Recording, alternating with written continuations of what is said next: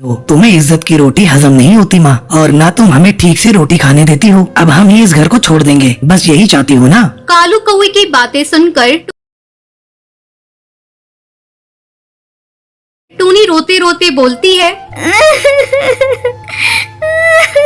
नहीं बेटा, तू ऐसा मत बोल, मैं ही चली जाऊंगी। सुबह होते ही कालू कौवा अपनी बूढ़ी माँ को वृद्धाश्रम छोड़ आता है। थोड़ा समय बीत जाता है। एक दिन कालू कौवा और टुनटुनी लंच के लिए अपने दोस्त मिट्ठू तोता को अपने घर बुलाते हैं। मिट्ठू कालू से बोलता है, अरे यार, कितने सालों बाद मिले हैं अपन आज। हाँ यार, बहुत टाइम हो गया। आज तो भाभी जी के हाथ का खाना खाने को मिलेगा। पर भाभी, एक बात बोलूंगा, आंटी जैसी दाल की खिचड़ी कोई नहीं बना सकता। वो तो पूरे जंगल की बेस्ट कुक है। क्यों, है ना कालू कौवे? हाँ यार। वैसे यार, आंटी है कहाँ? दिखाई नहीं दे रही है। यार, मैं और टुनटुनी उनसे परेशान हो गए थे। उन्होंने परेशान कर दिया था। खाना, दवाई, और कितनी महंगी दवाइयाँ आती थी उनकी, तुझे तो पता ही है। तुझसे ही तो मंगवाता था मैं दवाइयाँ। हाँ, सही बोल रहा है। पर जिसे तू नॉर्मल शुगर की दवाइयाँ समझकर मंगवाता था ना, वो तेरी माँ का तुझे दिया गया ऐसा कर्ज है जो तू कभी नहीं चुका सकता। कालू, तू कभी आंटी के मन को समझ ही नहीं पाया। उनके मन में सिर्फ तेरे लिए प्यार था। और ये तेरी जिंदगी जो है ना, ये उसी दिन खत्म हो जाती जब तू 9 साल पहले हॉस्पिटल में एडमिट हुआ था। जिस माँ ने तुझे ये बोला था ना हॉस्पिटल में, बेटा परेशान मत हो, नॉर्मल पथरी का ऑपरेशन है, उस माँ ने अपनी जान की परवाह न करते हुए तुझे एक किडनी दी थी। वो चाहती तो उस वक्त अपनी फिक्र करके तुझ जैसी औलाद को मरने देती, पर उन्होंने तुझे बचाया और तू है तुझ पर कालू। मिट्ठू की बातें सुनकर कालू की आंखों से आंसू बहने लगते हैं। दूसरे दिन ही कालू कौवा सुबह सुबह अपनी माँ को लेने आश्रम पहुँच जाता है। आश्रम में टूनी की तबीयत बहुत खराब होती है और वो बस कालू को ही याद करती रहती है। डॉक्टर कालू को देखते ही बोलती है, कैसे बेटी हैं आप, जो अपनी माँ को इतनी तकलीफ में भी यहाँ छोड़ गए। वो आपको इतना याद कर रही है और आप अपने ही जीवन में मस्त हैं। आप जैसे लोगों को अपनी माँ का जरा भी ख्याल नहीं होता। डॉक्टर, आप उन्हें ऐसे मत डांटिए, उनकी कोई गलती नहीं है। वो तो मैं ही बार बार बीमार पड़ती रहती हूँ। देखा, कितनी अच्छी माँ है, तुम्हारी गलतियों को भी अपनी गलती बता रही है। तुम धन्य हो जो तुम्हारे पास माँ है। इस दुनिया में ऐसे भी पक्षी हैं जिनके पास माँ का साया तक नहीं होता। डॉक्टर की बातें सुनकर कालू अपनी माँ टूनी को रोते रोते गले लगाता है और बोलता है, माँ मुझे माफ कर दे माँ, मैं तेरे कर्जों को कैसे उतारूं? माँ, मैंने तुझसे बहुत बुरा बर्ताव किया। माँ जी, मैंने भी बहुत बुरी तरह से आपको परेशान किया, मुझे माफ कर दीजिए माँ जी। अरे मेरे बच्चों, करते हो जी, हमारा तो खुद ही एक बेटा है कालू, और मैं वर्कर की बेटी को क्यों गोद लूं? ऊपर से उसके पढ़ाई का खर्चा, फिर उसकी शादी की चिंता। मुझे तो ये ठीक नहीं लग रहा है। अरे सुंदरी कौवी, तुम जरा दिमाग से सोचो। वो पक्षी जो कुछ ही दिन का मेहमान है, मैं इतना पागल थोड़ी ना हूँ कि मैं एक मजदूर की बेटी को गोद लेकर अपनी बेटी बना लूं। मैंने तो सोचा कि तुम्हें एक मुफ्त की नौकरानी मिल जाएगी। ये तो बिल्कुल पते की बात कही है आपने। अब कड़कनाथ टुनटुनी को लेने जाता है। अपने पिता से अलग होते समय टुनटुनी फूट फूट कर रोती है।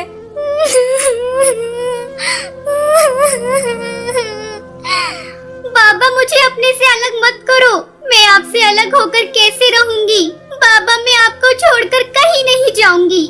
जा मेरे बच्चे, इसी में तेरी भलाई है। कड़कनाथ टुनटुनी को घर लाता है। घर आकर कड़कनाथ अपने काम में बिजी हो जाता है और सुंदरी कौवी टुनटुनी से मीठी मीठी बातें करने लगती है। टुनटुनी, तू कुछ खाएगी? नहीं माँ, मुझे भूख नहीं है। अरे सुन टुनटुनी, मैं तेरी कोई माँ नहीं हूँ। तू मुझे मेम साहब कहा कर। चल अब जा जाकर रसोई में सो जा। अगली सुबह सुंदरी कौवी टुनटुनी के पास जाती है। ए टुनटुनी, चल अब उठ, हमारे यहाँ इतनी देर तक कोई नहीं सोता। मैम साहब, रात में मुझे नींद नहीं आई, वो मुझे अकेले सोने की आदत नहीं है। तुझे तो अब सोना पड़ेगा। तू अकेले सोने की आदत डाल ले। चल अब झटपट उठकर मेरे साथ काम में हाथ बटा। टुनटुनी सुंदरी के साथ काम में हाथ बटाने लगती है। शाम को कड़कनाथ जब ऑफिस से आता है, टुनटुनी, मेरे लिए ठंडा पानी लेकर आओ। अभी लाती हूँ साहब। ये लीजिए साहब। कैसा पानी है? मैंने तुम्हें ठंडा पानी लाने को कहा था और तूने नल का पानी लाकर मुझे दे दिया। सारा मूड खराब कर दिया। ये कहकर कड़कनाथ टुनटुनी को एक थप्पड़ लगा देता है। धीरे धीरे समय गुजरने लगता है। एक दिन कड़कनाथ को कारखाने में खबर मिलती है कि टुनटुनी के पिता की मौत हो गई। कड़कनाथ ये बात टुनटुनी को नहीं बताता। अब कड़कनाथ और उसकी पत्नी सुंदरी कौवी टुनटुनी पर पहले से भी ज्यादा अत्याचार करने लगते हैं। एक रात जब टुनटुनी सोई हुई थी, तब उसके सपने में उसके पिता आते हैं और उससे मिलने की इच्छा जाहिर करते हैं। बेटा, मैं तुमसे मिलना चाहता हूँ, काफी दिन तुझे देखे हुए हो गए। टुनटुनी सपने में अपने पिता को देखकर बेचैन हो जाती है। अब टुनटुनी सुंदरी कौवी के पास जाती है। उस समय कड़कनाथ और सुंदरी कौवी सो रहे थे। टुनटुनी दरवाजा खटखटाने लगती है। मैम साहब जल्दी दरवाजा खोलिए, मुझे अपने बाबा से मिलने जाना है। मेरे बाबा मुझे बुला रहे हैं। मैं अपने बाबा के पास अभी इसी वक्त जाऊंगी। अरे टुनटुनी, इतनी रात हो गई है, तुम हम लोगों को परेशान क्यों कर रही हो? कौन सी आफत आ गई? मैम साहब, अब मैं यहाँ एक पल नहीं रहूंगी। मेरे बाबा मुझे बुला रहे हैं। मैं अपने बाबा के पास अभी जाऊंगी। चुप हो जा कमबख्त, सारी नींद खराब कर दी। कल सुबह बात करेंगे, चल अब भाग यहाँ से। टुनटुनी रोती रह जाती है, लेकिन कड़कनाथ और सुंदरी कौवी पर उस बच्ची की रोने का कोई असर नहीं होता। ये सब कालू कौवा देख रहा होता है और कालू को टुनटुनी पर दया आती है, लेकिन कालू कौवा कुछ कर नहीं पाता। एक दिन सुंदरी कौवी टुनटुनी को बेवजह पीट रही होती है। तभी कालू कौवा वहाँ आता है और टुनटुनी को बचा लेता है। माँ, आप में जरा सी भी दया नहीं है? कोई इस तरह किसी को मारता है क्या? अब टुनटुनी यहाँ नहीं रहेगी। मैं कल ही इसे इसके बाबा के यहाँ छोड़ कर आता हूँ। अगले दिन कालू कौवा टुनटुनी को उसके बाबा से मिलाने ले जाता है। वहाँ जाकर टुनटुनी को पता चलता है कि उसके बाबा अब इस दुनिया में नहीं रहे। ये सुनकर टुनटुनी बहुत रोती है। तभी कालू कौवा टुनटुनी से कहता है, टुनटुनी, अब तो तुम्हारे बाबा भी चल बसे और मेरे घर तुम ठीक से रह नहीं पाओगी। मेरी माँ तुमको चैन से रहने नहीं देगी। तुम अब अकेली हो। तुम बुरा न मानो तो मुझसे शादी करोगी? टुनटुनी को कालू कौवे की बात सुनकर अच्छा लगता है और टुनटुनी इसको शादी के लिए हाँ कर देती है। फिर वो दोनों एक साथ खुशी खुशी रहते हैं।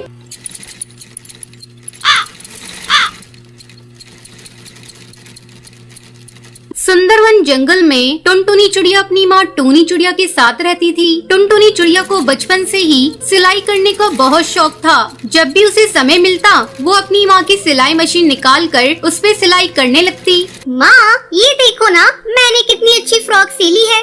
अरे वाह बिटिया, तूने तो बहुत अच्छी सिलाई की है। लेकिन बेटा, तू अपनी पढ़ाई पर भी ध्यान दे। मैं तुझे एक बड़ी अफसर बनाना चाहती हूँ। तेरी परीक्षा होने वाली है और तू सिलाई करने में लगी रहती है। माँ, मुझे सिलाई करना अच्छा लगता है। मैं पढ़ाई के साथ साथ सिलाई करना भी सीखूंगी। मैं कुछ नहीं जानती। आप मेरा दाखिला किसी सिलाई सेंटर में करवा दो। ठीक है टुनटुनी, जब तेरा इतना ही मन है तो मैं तेरा दाखिला किसी सिलाई सेंटर में करा देती हूँ। अगले दिन टूनी चिड़िया टुनटुनी का दाखिला एक सिलाई सेंटर में करवा देती है। अब टुनटुनी पढ़ाई के साथ साथ सिलाई भी मन लगाकर सीखने लगती है। कुछ ही दिनों में टुनटुनी की स्कूल की पढ़ाई हो जाती है। एक दिन टूनी की सहेली बबली कबूतरी उसके घर आती है। अरे टूनी, ओ टूनी, कहाँ है? जल्दी आ। तब टुनटुनी चिड़िया कहती है, आंटी, वो माँ घर पर नहीं है, पड़ोस में गई है। आप बैठिए, मैं उन्हें अभी बुला कर लाती हूँ। तुम टुनटुनी हो ना? कितनी बड़ी हो गई है। जब मैंने तुझे देखा था उस समय तू बहुत छोटी थी। पहचाना मुझे? मैं तेरी बबली आंटी हूँ। टुनटुनी, तू जाकर अपनी माँ को बुला ला। टुनटुनी चिड़िया पड़ोस में अपनी माँ को बुलाने के लिए चली जाती है। थोड़ी देर बाद टुनटुनी चिड़िया अपनी माँ को लेकर घर आती है। अरे बबली कबूतरी, तू कब आई? टुनटुनी, तू जाकर चाय बना ला। फिर टूनी चिड़िया बबली कबूतरी से बातें करने लगती है। बबली कबूतरी टूनी से कहती है, टूनी, तेरी बेटी बहुत प्यारी है। मैं इसे अपने घर की बहू बनाना चाहती हूँ। मेरा बेटा बंटी एक वकील है और उसके लिए मुझे तेरी बेटी जैसी ही एक संस्कारी बहू चाहिए थी। तेरी बेटी मुझे बहुत पसंद है। तुझे इस रिश्ते से कोई एतराज तो नहीं है ना? नहीं नहीं बबली कबूतरी, ये तुम कैसी बातें कर रही हो? मुझे इस रिश्ते से कोई एतराज नहीं है। मैं लाख कोशिश करके भी इतना अच्छा रिश्ता ढूंढ नहीं पाती। जल्दी टुनटुनी चिड़िया और बंटी कबूतर की शादी हो जाती है। शादी के कुछ ही दिन में टुनटुनी चिड़िया एक बच्चे की माँ बन जाती है। ससुराल में सभी लोग उससे खुश थे। एक दिन बंटी कबूतर टुनटुनी चिड़िया से कहता है, टुनटुनी, आज ऑफिस में कुछ ज्यादा ही काम है। मैं रात को देर से घर लौटूंगा, तो मेरा इंतजार मत करना। इतना कहकर बंटी कबूतर वहाँ से चला जाता है। लेकिन थोड़ी देर बाद कालू कौवा तेजी से उड़ता हुआ उसके घर आता है।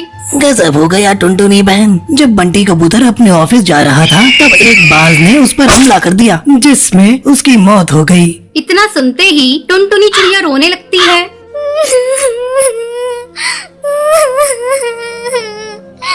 माँ जी, ये सब क्या हो गया? माँ जी, बंटी कबूतर के बिना भी ये घर कैसे चलेगा? टुनटुनी, तू हिम्मत मत हार बेटा। ऊपर वाले की मर्जी के आगे किसी की नहीं चलती। इस तरह कुछ दिन गुजर जाते हैं। टुनटुनी चिड़िया अपना दुख भुलाकर सिलाई का काम करना शुरू कर देती है। आस पड़ोस के पक्षी उसके पास अपने कपड़े सिलवाने के लिए आने लगते हैं। एक दिन हरी काकी उससे कहती है, टुनटुनी, तू तो इतनी अच्छी दर्जी है, इसके बारे में तो मुझे पता ही नहीं था। कम पैसों में बहुत अच्छे कपड़े सिल देती है। तू ऐसा कर, अपना एक बुटीक खोल ले। हाँ काकी, आपका सुझाव बहुत अच्छा है। मैं जल्दी ही अपना बुटीक खोलूंगी, लेकिन इसके लिए पहले मैं माँ जी से इजाजत लूंगी। हरी काकी के जाने के बाद टुनटुनी चिड़िया अपनी सास से बुटीक खोलने की इजाजत मांगती है। माँ जी, क्यों ना मैं अपना एक बुटीक खोल लूं, इससे अच्छी कमाई हो जाएगी। ठीक है टुनटुनी, तुझे जो अच्छा लगे वो कर। तू अपने बुटीक का अच्छे से काम कर, मैं तेरे बच्चे को संभाल लूंगी। जल्द ही टुनटुनी चिड़िया अपना बुटीक खोल लेती है। अब उसकी कमाई पहले से दुगनी हो गई थी। इस तरह टुनटुनी चिड़िया खुशी खुशी अपनी जिंदगी बिताने लगती है। सुंदरवन जंगल में कालू कौवा अपनी बीवी टुनटुनी और अपनी माँ टूनी के साथ रहता था। टुनटुनी और कालू कौवा टूनी के साथ बिल्कुल अच्छा बर्ताव नहीं करते थे। एक दिन कालू कौवा काम के लिए निकल जाता है। टूनी को बहुत भूख लगती है। वो टुनटुनी को आवाज लगाकर बोलती है, टुनटुनी बेटा, कुछ खाने को बना दो, बहुत भूख लग रही है। दोपहर भी हो गई है, मुझे दवाई लेनी है। खाने को भी मैं ही बना कर दूंगी। आपके हाथ पर क्या काम नहीं करते? दिन भर परेशान कर देती हो, कुछ तो काम कर लिया करो। बेटा, मुझसे काम नहीं होता, वरना मैं तुम्हें परेशान नहीं करती, मैं खुद ही सब कर लेती। हाँ हाँ, खाना खाने को बोल दो बस, तो भर भर कर खा लोगी। और थोड़े से काम का बोल दो तो हाथ पैर नहीं चलते इनके। इतना बोलकर टुनटुनी अपने कमरे में चली जाती है। टूनी चिड़िया भूखी ही रोते रोते अपने कमरे में जाकर सो जाती है। शाम को कालू कौवा नौकरी से आकर अपने कमरे में जाकर सो जाता है। टूनी चिड़िया भूखी प्यासी ही सोई रहती है, उसे कोई पूछने नहीं आता। दूसरे दिन टूनी की तबीयत खराब हो जाती है। टूनी कालू कौवे के पास जाती है और बोलती है, बेटा कालू, मेरी तबीयत आज कुछ ठीक नहीं है और मेरी शुगर की दवाई भी खत्म हो गई है, जरा बाजार जाकर ला दो। अरे माँ, तुम्हें पता है ना खर्चे कितने बढ़ गए हैं। मैं परेशान हो गया हूँ इन रोज रोज के खर्चों से। खैर, आपकी दवाई ला कर दे दूंगा। और सुनो माँ, टुनटुनी को परेशान मत करना, वो बेचारी थक जाती है पूरे दिन घर का काम करते करते। पर बेटा, मैंने कहाँ परेशान करा बहू को। चुप करो माँ, तुम्हारी नियत और सीरत मैं अच्छे से जानता हूँ। तुम बस चुपचाप एक कोने में पड़ी रहा करो। कालू अपनी माँ को बुरा भला कहकर काम पर चला जाता है। जब शाम को घर लौटता है तो टुनटुनी टीवी पर सीरियल देख रही थी और माँ टूनी एक कोने पर चुपचाप बैठी कालू बेटे का रास्ता देख रही होती है। कालू कौवा जैसे ही अंदर आता है, फिर टूनी उसके लिए पानी लेकर आती है और बोलती है, ले बेटा, पानी पी ले, थक गया होगा ना। हाँ हाँ, P low Kalu ji, P low. तुम्हारी माँ को ही तुम्हारी फिक्र है बस, मैं तो कभी तुम्हारे बारे में सोचती ही नहीं हूँ। ऐसा नहीं है बहू, तुम टीवी देख रही थी इसलिए मैंने पानी दे दिया, आखिर मेरा बेटा है। अरे, सब समझती हूँ मैं आपकी हरकतें, कितनी चालबाज हैं आप, घर में फूट पड़वाना चाहती हो। ऐसा कुछ नहीं है बहू, बेटा तू समझा बहू को, ये क्या कुछ बोल रही है। क्या समझाऊं? है क्या समझाऊं? सही तो बोल रही है, कोई काम होता नहीं तुमसे और मुझे देखकर सब काम खुद करने लग जाती हो। मुझे तो समझ नहीं आता कि कैसे झेलूंगा मैं तुम्हें माँ। मैं तो कहती हूँ इनको ना किसी वृद्धाश्रम में छोड़ाओ, जान खा रखी है इस बुढ़िया ने। हाँ, सुबह ही किसी वृद्धाश्रम में ले जाता हूँ। बेटा, मैं कहीं नहीं जाना चाहती, मुझे अपने से दूर मत कर, मैं मर जाऊंगी। तुम्हें जाना ही पड़ेगा माँ, तुम इस घर में रहने लायक नहीं हो। तुम्हें इज्जत की रोटी हजम नहीं होती माँ, और न तुम हमें ठीक से रोटी खाने देती हो। अब हम ही इस घर को छोड़ देंगे, बस यही चाहती हो ना। कालू कौवे की बातें सुनकर टूनी रोते रोते बोलती है, नहीं बेटा, तू ऐसा मत बोल, मैं ही चली जाऊंगी। सुबह होते ही कालू कौवा अपनी बूढ़ी माँ को वृद्धाश्रम छोड़ आता है। थोड़ा समय बीत जाता है। एक दिन कालू कौवा और टुनटुनी लंच के लिए अपने दोस्त मिट्टू तोता को अपने घर बुलाते हैं। मिट्टू कालू से बोलता है, अरे यार, कितने सालों बाद मिले हैं अपन आज। हाँ यार, बहुत टाइम हो गया। आज तो भाभी जी के हाथ का खाना खाने को मिलेगा। पर भाभी, एक बात बोलूंगा, आंटी जैसी दाल की खिचड़ी कोई नहीं बना सकता। वो तो पूरे जंगल की बेस्ट कुक है। क्यों, है ना कालू कौवे? हाँ यार। वैसे यार, आंटी है कहाँ, दिखाई नहीं दे रही है। यार, मैं और टुनटुनी उनसे परेशान हो गए थे। उन्होंने परेशान कर दिया था। खाना, दवाई और कितनी महंगी दवाइयाँ आती थी उनकी, तुझे तो पता ही है। तुझसे ही तो मंगवाता था मैं दवाइयाँ। हाँ, सही बोल रहा है। पर जिसे तू नॉर्मल शुगर की दवाइयाँ समझकर मंगवाता था ना, वो तेरी माँ का तुझे दिया गया ऐसा कर्ज है जो तू कभी नहीं चुका सकता कालू। तू कभी आंटी के मन को समझ ही नहीं पाया। उनके मन में सिर्फ तेरे लिए प्यार था। और ये तेरी जिंदगी जो है ना, ये उसी दिन खत्म हो जाती जब तू 9 साल पहले हॉस्पिटल में एडमिट हुआ था। जिस माँ ने तुझे ये बोला था ना हॉस्पिटल में, बेटा परेशान मत हो, नॉर्मल पथरी का ऑपरेशन है, उस माँ ने अपनी जान की परवाह न करते हुए तुझे एक किडनी दी थी। वो चाहती तो उस वक्त अपनी फिक्र करके तू जैसी औलाद औलाद को मरने देती, पर उन्होंने तुझे बचाया और तू है तुझ पर कालू। मिट्ठू की बातें सुनकर कालू की आंखों से आंसू बहने लगते हैं। दूसरे दिन ही कालू कौआ सुबह सुबह अपनी माँ को लेने आश्रम पहुँच जाता है। आश्रम में टूनी की तबीयत बहुत खराब होती है और वो बस कालू को ही याद करती रहती है। डॉक्टर कालू को देखते ही बोलती है, कैसे बेटे हैं आप जो अपनी माँ को इतनी तकलीफ में भी यहाँ छोड़ गए। वो आपको इतना याद कर रही है और आप अपने ही जीवन में मस्त हैं। आप जैसे लोगों को अपनी माँ का जरा भी ख्याल नहीं होता। डॉक्टर, आप उन्हें ऐसे मत डांटिए, उनकी कोई गलती नहीं है। वो तो मैं ही बार बार बीमार पड़ती रहती हूँ। देखा कितनी अच्छी माँ है, तुम्हारी गलतियों को भी अपनी गलती बता रही है। तुम धन्य हो जो तुम्हारे पास माँ है। इस दुनिया में ऐसे भी पक्षी हैं जिनके पास माँ का साया तक नहीं होता। डॉक्टर की बातें सुनकर कालू अपनी माँ टूनी को रोते रोते गले लगाता है और बोलता है, माँ मुझे माफ कर दे माँ, मैं तेरे कर्जों को कैसे उतारूं? माँ मैंने तुझसे बहुत बुरा बर्ताव किया। माँ जी, मैंने भी बहुत बुरी तरह से आपको परेशान किया, मुझे माफ कर दीजिए माँ जी। अरे